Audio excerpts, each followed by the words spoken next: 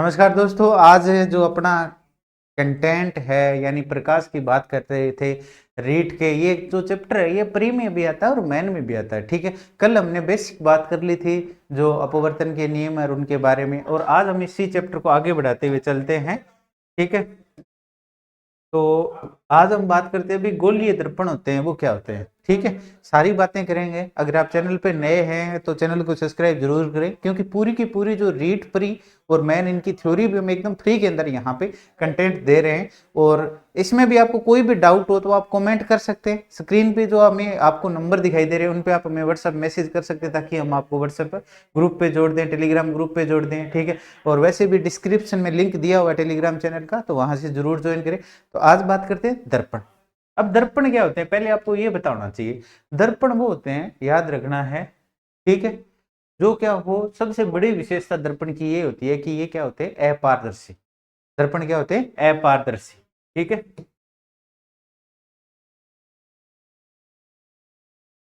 दर्पण क्या होते हैं, अपारदर्शी। अपारदर्शी का मतलब होता है कि इसके अंदर से हम देख नहीं सकते। इसके अंदर से क्या है, देख नहीं सकते। वैसे तो दो भागों में इस चीज को डिवाइडेशन किया जाता है, एक तो पारदर्शी और एक अपारदर्शी। पर क्या है, कई बार थोड़ी थोड़ी हमें हल्की हल्की दिखाई देती है, जैसे तेल लगा हो कोई कागज पे तो उसके अंदर से थोड़ा सा दिखाई देता है। ठीक है, तो वो पारभासी होता है। ठीक है, वो भी बात करेंगे कि गोलाकार तल के बनाए जाते हैं दर्पण, जो गोलीय दर्पण कहा जाता है। ठीक है, अगर पॉलिश कर दी तो समाज एकदम समतल है, तब तो ये समतल हो गया।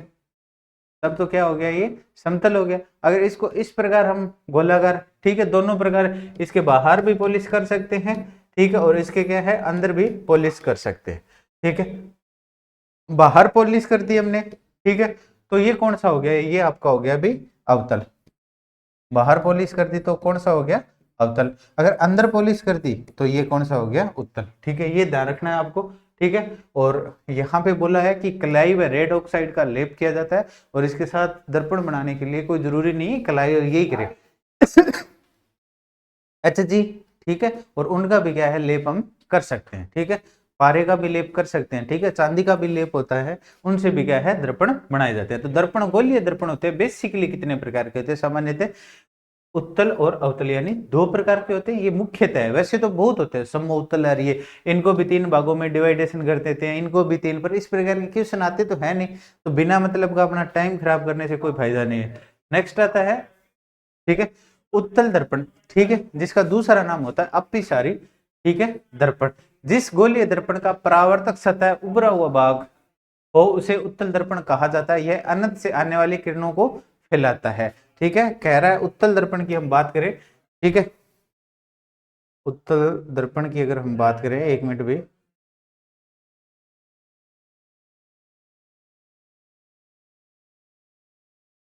उत्तल दर्पण की बात करें तो इस प्रकार का जो दर्पण होता है, ठीक है, उत्तल की बात हो रही है। उत्तल शब्द छोटा है। ठीक है, उत्तल शब्द क्या है, छोटा है। दर्पण की बात हो रही है, ठीक है, न कि लेंस की बात हो रही है। तो उत्तल दर्पण है, उसके अंदर की तरफ पॉलिश की होती है। अंदर की तरफ क्या हो, पॉलिश की हो रही है। अब जैसे प्रकाश की किरण आ रही है, ये इससे टकराएगी, इस तरफ जाएगी, यहां से आ रही है वो इस तरफ जाएगी। ठीक है, मतलब क्या है, फैल जाती है। मतलब क्या है, सामान्यतः क्या है, फैल जाती है। किस में फैल जाती है, किस दर्पण में, उत्तल में। ठीक है, अनंत से आ रही है कोई किरणें, ठीक है, तो वो फैलेगी। अब फैलेगी तो वो एक जगह इकट्ठी तो होगी नहीं। अब इकट्ठी नहीं होगी तो हमें तो मानना है भी इकट्ठी हो रही है। तो इस प्रकार के प्रतिबिंब होते हैं, वो किस प्रकार के होते हैं, याद रखना आपको, काल्पनिक। किस प्रकार के होते हैं, काल्पनिक। क्योंकि वास्तविक तो होते नहीं, और जो चीज काल्पनिक होती है उसको कभी उल्टा नहीं लेना है, उसको सीधा ही लेना है, क्योंकि वो वस्तु है ही नहीं। वो क्या है, वस्तु है ही नहीं। ठीक है, ये चीज याद रखें। अगर बेसिकली अगर कई बार कंफ्यूजन हो जाती है उत्तल कौन सा है, अवतल कौन सा है, ठीक है, तो भी मैं लास्ट के अंदर इसी में आगे बताता हूं आपको ट्रिक। ठीक है, अब ये समझ में आ गया, उत्तल और इसको क्या बोलते हैं, अपसारी। अपसारी क्या करता है, ये किरण होती है उनको क्या है, फैलाता है। ठीक है, किरणों को फैलाता है। अब है अवतल, यानी इसको अभिसारी मतलब इकट्ठा करना। गोलीय दर्पण, ठीक है, का परावर्तक तल ऐसा रहता है कि उसे अवतल दर्पण कहते हैं। ठीक है, यह आने वाली किरणों को सिकोड़ता है, मतलब इस प्रकार का दर्पण हो गया। ठीक है, अब क्या, ये सिकोड़ेगा मतलब इकट्ठी करेगा। ठीक है, इकट्ठी करेगा तो पॉलिश किसकी साइड होगी, बाहर वाली। तो यहां से किरण आई वो यहां आ जाएगी, यहां से किरण आई वो टकराने के बाद यहां आ जाएगी। मतलब एक अनंत से आने वाली किरणें कहां पे, फोकस पे अपना केंद्र बना लेती है। ये बाद की बात है, इसी चैप्टर के अंदर आएंगे। दर्पण 2 पे रखिए तो कैसे हो, सारी की सारी समझ में आ जाएगी, ठीक है। और ये आपका इंपॉर्टेंट सूत्र है फोकस दूरी। फोकस दूरी ये बात करेंगे, फोकस दूरी कौन सी होती है, वक्रता त्रिज्या कौन सी होती है, दो क्यों लिखते हैं, ये सारा का सारा इस चैप्टर की जो थ्योरिकल पार्ट है इसी में आगे करेंगे हम, ठीक है। पहले आपको इनका पता होना चाहिए कि वक्रता केंद्र क्या होता है, ठीक है, ध्रुव क्या होता है, प्रधान अक्ष रेखा कौन सी होती है, फोकस बिंदु कौन सा होता है, ठीक है, फोकस दूरी क्या होती है।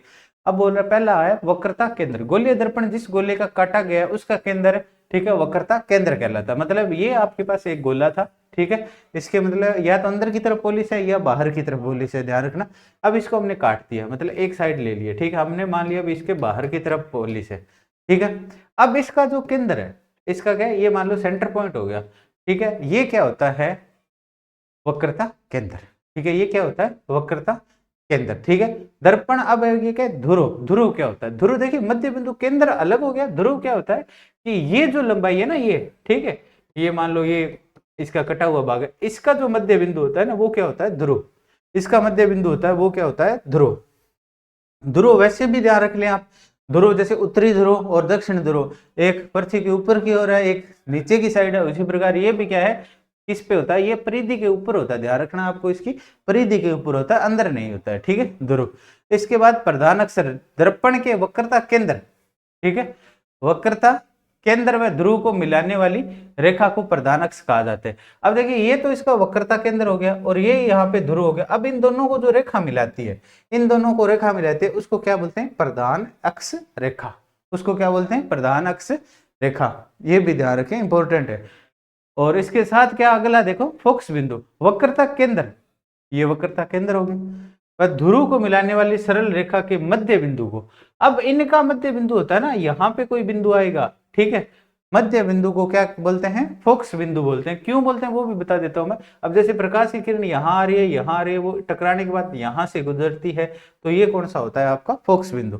फोकस दूरी कौन सी होती है वो भी ध्यान रखें, ध्रुव एवं फोकस बिंदु, ये तो ध्रुव हो गया और ये कौन सा होता है इसका, फोकस बिंदु। इनकी जो दूरी होती है वो कौन सी होती है, फोकस दूरी होती है। ये इंपॉर्टेंट चीजें है सारी, ध्यान रखें। वक्रता केंद्र मतलब ये गोला है, इसका केंद्र होता है वो वक्रता केंद्र। ध्रुव क्या होता है, ये हमेशा ही परिधि के ऊपर होता है, मतलब ऊपर वाले पार्ट के ऊपर होता है, ये ध्यान रखें आप, क्योंकि कई बार कंफ्यूजन हो जाते हो भी कहाँ पे रखा हुआ है, ठीक है, तो ये ध्यान रखें, ये क्या होता है यहाँ पे। उसके बाद प्रधान अक्ष रेखा, मतलब इसके केंद्र और इसके ध्रुव को मिलाने वाली रेखा है, वो क्या कहलाती है, प्रधान अक्ष रेखा। अब फोकस बिंदु कौन सा है, इनका जो मध्य बिंदु, मतलब इनकी जो मध्य की दूरी है वो कौन सा है, फोकस बिंदु। और फोकस दूरी कौन सी है, ध्रुव, ठीक है, और फोकस के मध्य की बीच की दूरी को क्या कहते हैं, फोकस दूरी कहते हैं, ठीक है। नेक्स्ट है गोलीय दर्पणों की फोकस दूरी का सूत्र, इंपॉर्टेंट है ये, ठीक है, इंपॉर्टेंट है, ध्यान रखें, मोस्ट इंपॉर्टेंट है। डायरेक्टली अगर बेसिकली जो न्यूमेरिकल के सवाल पूछेगा वो यहीं से पूछता है, बेसिकली जो सवाल पूछेगा वो यहीं से पूछेगा, ठीक है। अब ये बोल रहा है कि उत्तल व अवतल दोनों ही दर्पणों, ये प्रपणों लिखा हुआ है, दर्पणों की फोकस दूरी निम्नलिखित है, खून की बन जाती, ये खून नहीं है अभी, ठीक है, ये सूत्र है, ठीक है, सूत्र से बात की जाती है, ठीक है, ये ध्यान रखना है। 1/v बटे प्लस 1/u बराबर 1/f। ये क्या है, u क्या है, यहाँ पे वस्तु से दर्पण की दूरी, ठीक है, यानी ये तो क्या है, ये रियल है, ये क्या है, रियल है, मतलब कोई वास्तविक स्थिति यानी वस्तु। अब इसकी जो छाया है वो क्या कहलाती है, प्रतिबिंब। प्रतिबिंब से क्या है, दर्पण की दूरी, और ये कौन सी है, दर्पण की फोकस दूरी है वो f, क्योंकि डायरेक्ट क्वेश्चन आएगा आपका इससे, यहां से क्या है, एकदम डायरेक्ट क्वेश्चन आएगा, ज्यादा आपको कंफ्यूजन इधर उधर होने की जरूरत ही नहीं है, एकदम सिंपल सा क्वेश्चन आएगा, ज्यादा हार्डली आएगा नहीं, तो ये ध्यान रखें, इसको रट लें आप, ठीक है। और यहाँ पे मैं बता देता हूं आपको, अगर लेंस की बात हो, ठीक है, तब तो आता है ये प्लस के अंदर, ठीक है, उत्तल, अगर उत्तल लेंस में अगर इस उत्तर का पूछ ले तो इसका उत्तर लेंस की बोल रहा हूँ, दर्पण की नहीं बोल रहा, तब प्लस में मान आता है, और दर्पण की हो तब माइनस में आता है, ये भी ध्यान रखें, ठीक है। कई बार ये पूछ लेता है अभी, ये प्लस में दिया हुआ है वैल्यू है तो ये कौन सा दर्पण है, ठीक है, भी फोकस दूरी है, या बोल दे भी इनका फोकस दूरी है वो -2 आ रही है, कौन से दर्पण से ली गई है, ठीक है। अगर दर्पण की बात आ जाए तब तो, अगर माइनस में आ रहा है तब तो अवतल होगा, ठीक है। अगर लेंस की बात आ जाए तब ये क्या है, इसमें होगा, ठीक है। ध्यान रखिए। नेक्स्ट है इसका अब आवर्धन। प्रतिबिंब की लंबाई व वस्तु की लंबाई के अनुपात को आवर्धन कहते हैं। ठीक है, प्रतिबिंब मतलब कोई भी वस्तु है, ठीक है, ये मान लीजिए, ठीक है, और वस्तु ये मान लीजिए प्रतिबिंब, सॉरी वस्तु है, और ये इसका क्या है, प्रतिबिंब, मतलब ये इसकी छाया है। ठीक है, अब इन दोनों का जो अनुपात है, इन दोनों का जो अनुपात है उसको क्या बोलते हैं, आवर्धन बोलते हैं। और ये आपका 10th क्लास से लिया गया है चैप्टर, ये भी ध्यान रखें क्योंकि सीधा का सीधा पूछते हैं। ठीक है, अब देखिए बहुत ही अच्छा क्वेश्चन है कि समतल दर्पण की आवर्धन क्षमता कितनी होती है, +1 होती है, और फोकस दूरी होती है वो कितनी होती है, अनंत होती है। क्वेश्चन पूछ लिए इनमें से कौन सा सत्य है, आपको नीचे दे दे, एक लाइन दे दे कि समतल दर्पण की फोकस दूरी 5 है, तो समतल दर्पण की फोकस दूरी 5 नहीं होती है, कितनी होती है, वो कितनी होती है, वो अनंत होती है। ध्यान रखें, वो कितनी होती है, अनंत होती है। ठीक है, इसके बाद अगर आगे की बात करें हम, अब उत्तल दर्पण के प्रयोग। ठीक है, उत्तल और अवतल दर्पण, इनके प्रयोग इंपॉर्टेंट है, बहुत बार क्वेश्चन पूछ लेते हैं। ठीक है, अब एक बार मैं पूरा चैप्टर ले लेता हूँ, ये पहले दर्पण मैं बना लेता हूँ आपका उत्तल। ठीक है, उत्तल बना लेता हूं मैं। ठीक है, दर्पण बनाना है, उत्तल शब्द छोटा है ना, ठीक है, तो पॉलिश किसकी साइड होगी, अंदर की साइड। ठीक है, पॉलिश क्या होगी, अंदर की साइड होगी, ध्यान रखें। ठीक है, पॉलिश क्या होती है, इसके अंदर की ओर। अब देखिए मैं बता देता हूं, अब यहाँ पे क्वेश्चन बनते हैं, अभी दृश्य क्षेत्र का पूछ लेते हैं, कई बार बहुत बार क्या है, दृश्य क्षेत्र का क्वेश्चन पूछ लेते हैं, दृश्य क्षेत्र कितना होगा, या ठीक है, तो देखिए यहाँ पे दृश्य क्षेत्र ये बाहर का होता है ना भाग। ठीक है, अब ये क्वेश्चन मैं लिख देता हूं, दृश्य क्षेत्र।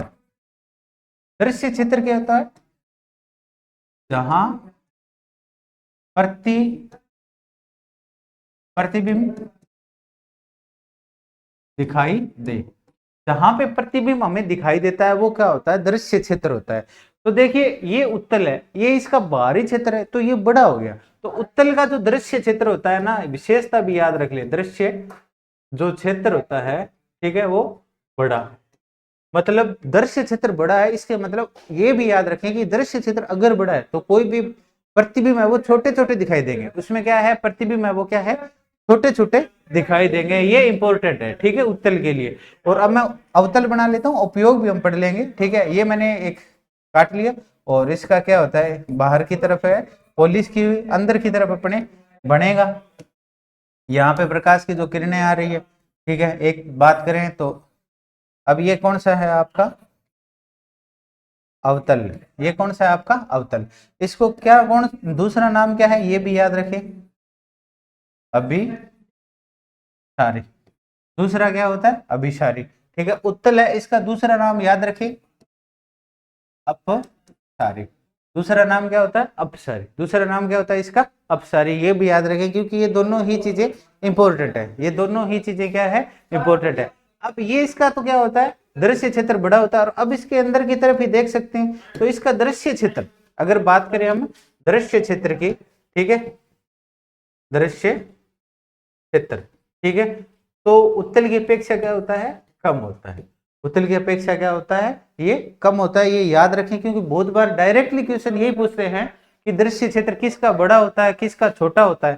ठीक है, दृश्य क्षेत्र किसका बड़ा होता है और किसका मोटा होता है, ये चीजें इंपॉर्टेंट है। और ये जरूरी नहीं है आपके रीट के अंदर, आपका रीट का मेन एग्जाम होगा उसमें भी, और बेसिकली अगर आप किसी और एग्जाम की तैयारी कर रहे हो, जैसे पटवारी की कर रहे हो, पुलिस की कर रहे हो, कहने के बाद जहां पे साइंस शब्द आएगा, जनरल साइंस पूछ ले तो वहां पे ये चैप्टर जरूर आएगा। ठीक है, और अधिकतर स्टूडेंट होते हैं उनपे यही कंफ्यूजन होता है, उत्तल अवतल क्या है, दृश्य क्षेत्र क्या होता है, तो जहां हमें अपना प्रतिबिंब दिखाई देता है वो क्या होता है, दृश्य क्षेत्र, वो क्या होता है आपका दृश्य क्षेत्र, ये याद रखें। ठीक है, ये आ गया समझ में। अब देखिए इनकी बात करते हैं, ये क्या क्या काम आता है, मुख्य कि वाहनों के पीछे का दृश्य देखने के लिए उत्तल दर्पण का उपयोग किया जाता है, मोस्ट इंपोर्टेंट है, बहुत बार पूछा जाता है, बहुत बार ये पूछा गया है।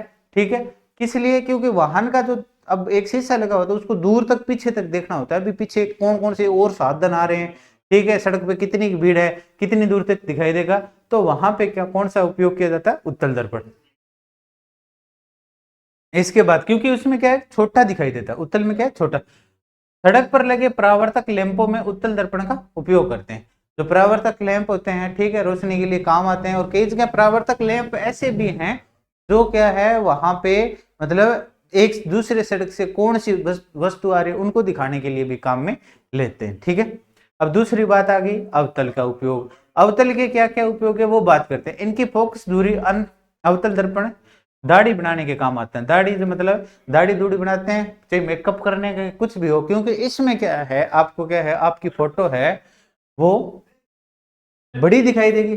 फोटो क्या है बड़ी दिखाई देती है, ठीक है, ठीक है, फोटो बड़ी दिखाई देती है इसके कारण।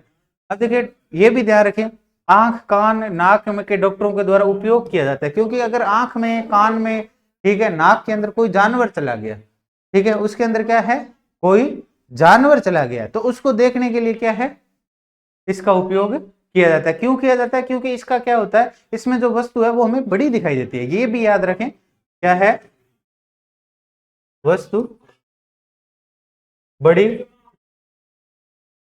दिखाई देती है, वस्तु बड़ी दिखाई देती है, ये भी ध्यान रखें, ठीक है। अब क्या है कि गाड़ी होती है मतलब वाहन कोई भी हो, ठीक है, उसकी सर्चलाइट में और सोलर कुकर में, ठीक है, सोलर कुकर में भी किसका उपयोग किया जाता है, अवतल का उपयोग किया जाता है। इंपॉर्टेंट चीजें हैं सारी, ठीक है, ये बात हमने कर ली। अब इसके बाद अब उत्तल दर्पण से जो प्रतिबिंब है, ठीक है, इंपॉर्टेंट चीज है ये, क्योंकि यहीं पे सारे कंफ्यूजन होते हैं, सारे के सारे क्या है यहीं पे कंफ्यूजन होते हैं, ठीक है।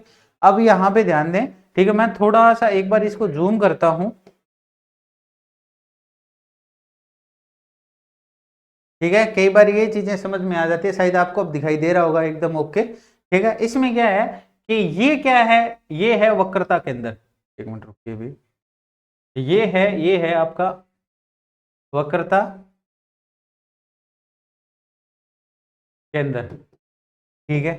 ये है पोलराइड, मतलब क्या है, ये क्या है आपका, हिंदी में बता देता हूं, इसको क्या बोलते हैं, इसको बोलते हैं भी ध्रुव, क्या बोलते हैं ध्रुव, ठीक है। और ये वक्रता के अंदर लिख ही लिया, ठीक है। ये कौन सा है, ये है आपका फोकस बिंदु, ये कौन सा है आपका फोकस बिंदु, ये ध्यान रखे, ठीक है। सारी चीजें इंपॉर्टेंट होती है कि मध्य बिंदु होता है ना कोई भी दर्पण का, वो कौन सा होता है वक्रता के अंदर, और सतह पे बिंदु होता है वो कौन सा होता है ध्रुव होता है, और इन दोनों के मध्य बिंदु होता है वो कौन सा होता है आपका फोकस, ठीक है। अब यहाँ पे इसके ये बोल रहा है कि अगर वस्तु के अनंत दूरी से आ रही है, अनंत से आ रही है मतलब कहीं से भी आ रही है, इधर से भी आ रही है, इसके टकराने के बाद क्या है किरणें दूसरी साइड चली जाती है, ये किरण इधर चली गई और ये किरण इधर चली गई, मतलब इकट्ठी नहीं होगी, वो क्या है फैलेगी, इकट्ठी नहीं होगी तो क्या होगी वो फैलेगी, ठीक है। तो ये हमेशा ही फैलेगी। अब इसकी इमेजिन करते हैं, अभी फैल रही है, मिल तो नहीं रही है, ठीक है। तो अगर हम इमेजिन कोई भी बात का करें, ये ध्यान रखना चाहिए, कोई दर्पण हो चाहे लेंस हो, अगर हम किसी चीज का इमेजिन करते, किसी भी चीज का अगर हम इमेजिन करते हैं, उसके बारे में सोचना है, तो आप इस बात को ध्यान रखें कि कभी भी क्या है आपको काल्पनिक नहीं सोचना, सॉरी काल्पनिक बनता है मतलब उल्टा नहीं सोचना है, सीधा ही सोचना है, ठीक है। किसी के बारे में सोचे तो कभी गलत नहीं सोचे, एकदम सीधा सोचे। अब यहाँ सोचने वाली बात हो रही तो क्या सोच रहे, सीधा सोच रहे, ठीक है। तो प्रतिबिंब हमेशा क्या बनता है, सीधा बनता है, और क्या बनता है, काल्पनिक बनता है, ये ध्यान रखिए। बस एक यही कंडीशन होती है, कब होती है ये कंडीशन, अनंत दूरी पे, कब होती है ये अनंत दूरी पे। अब इसको जूम आउट कर लेते हैं,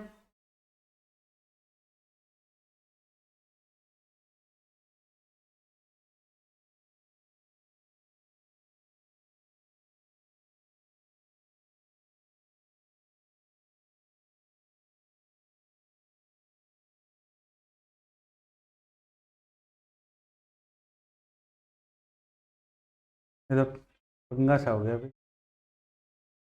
ठीक है।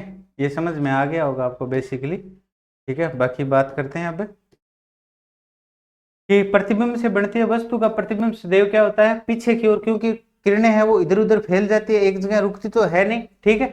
उसके बाद क्या है कि क्या बनता है, फोकस वस्तु से छोटा सीधा व आभासी, क्योंकि वो चली गई, वो क्या है चली गई, अब वो चली गई तो फिर उसकी क्या होगी, कल्पना ही होगी, हमेशा क्या रहेगा, आभासी रहेगा। पर सीधा ही सोचना है, किसी के बारे में सोचो तो कभी क्या है बुरा मत सोचो, ये सिद्धांत भी याद रखें, वे किसी के बारे में सोचो तो कभी बुरा मत सोचो, सीधा सोचो, ठीक है। आगे बात समझे, यदि वस्तु उत्तल दर्पण से बनी दूरी बढ़ाई जाए तो दर्पण आभासी व सीधे प्रतिबिंब आकार से छोटा हो जाता है और उसकी दर्पण के ध्रुव के फोकस के, मतलब ये सीधी सी बात है। ये अगर इसको और बढ़ा दे तो इसके पीछे बनेगा हमेशा क्या बनेगा, आभासी।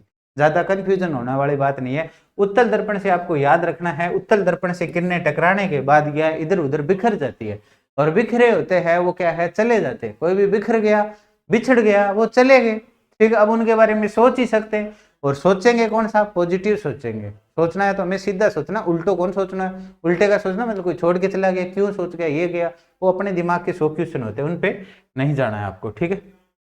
नेक्स्ट बात करते हैं आप अवतल दर्पण की, ठीक है। अवतल दर्पण पे जो प्रतिबिंब बनते हैं वो इंपॉर्टेंट होते हैं। अवतल दर्पण पे जो प्रतिबिंब बनते हैं ना, वो क्या होते हैं, इंपॉर्टेंट होते हैं, ठीक है। ये भी पूरी की पूरी अभी हम बात करने वाले हैं, ठीक है। ये जो चीजें अगर कोई भी आपको समझ में नहीं आए तो इसका कमेंट जरूर कर दे, क्योंकि मैं जरूरी नहीं है कि अगर आप कमेंट कर देंगे तो छोटा मोटा जो टॉपिक मतलब आपको इंक्लूड नहीं हुआ, याद नहीं हुआ, समझ नहीं हुआ, दोबारा करवा दूंगा आपको। पर ये नहीं होना चाहिए बाद में कि सर आपने तो करवाया ही नहीं, ये बताया ही नहीं, ठीक है। अब ये बोल रहा है कि अनंत पर हो, ठीक है, तो बिंब प्रतिबिंब कहाँ बनेगा, आकार कैसा होगा। अब मैं यहाँ साथ के साथ आपको बना देता हूँ, ठीक है, किस प्रकार बनता है। ये बोल रहा है कि कहाँ किस पे बनाना है हमें प्रतिबिंब, ठीक है, अवतल दर्पण। अवतल के दर्पण का मतलब है पोलिस क्या है, बाहर की ओर है, ठीक है, पोलिस क्या है, बाहर की ओर है, ठीक है। अब मान लीजिए ये प्रकाश की किरणें आ रही है अनंत से, ये आगे भी, ठीक है, इसका कोई माप नहीं है, प्रकाश की किरणें आ गई, ठीक है। अब क्या होगा, ये यहां से टकराएगी, ये यहां से टकराएगी, तो ये क्या है, रियल में मिलेगी, क्या मिलेगी, रियल में मिलेगी। तो मतलब क्या होगा, वास्तविक होगा। तब क्या होगा, वास्तविक। और आपको पता है कि आप शीशे के अंदर अपना मुख देखते हो तो वो वास्तविक प्रतिबिंब होता है, पर वो क्या होता है, उल्टा होता है। वो क्या होता है, उल्टा होता है, इसी प्रकार, ठीक है।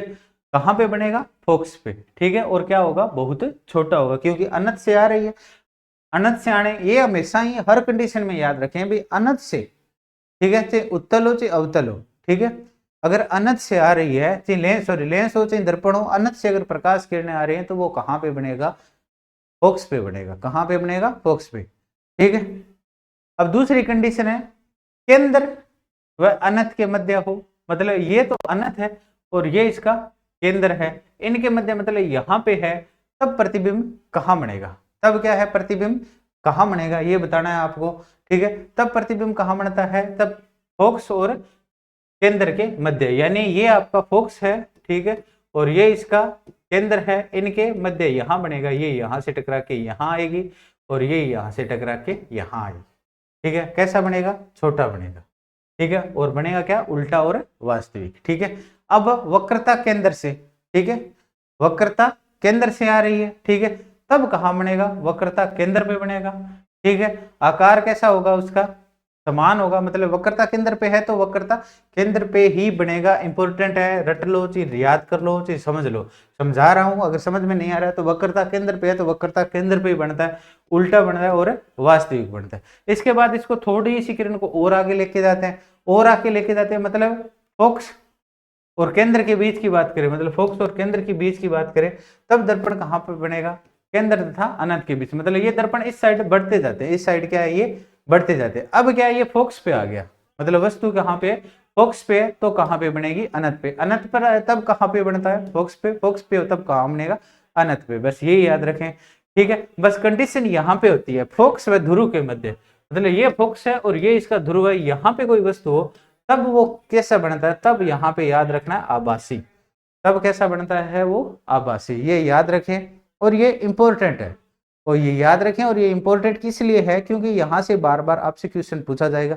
इसके साथ ही किसी भी स्टूडेंट को रीड से संबंधित कोई भी समस्या है तो आप हमारे नंबर, ठीक है, 94 135 65 222 पे कॉल मैसेज कर सकते हैं। उम्मीद है आपको वीडियो पसंद आई होगी। पूरी की पूरी थ्योरी हम फ्री में करवा रहे हैं, तो चैनल को सब्सक्राइब करना न भूलें।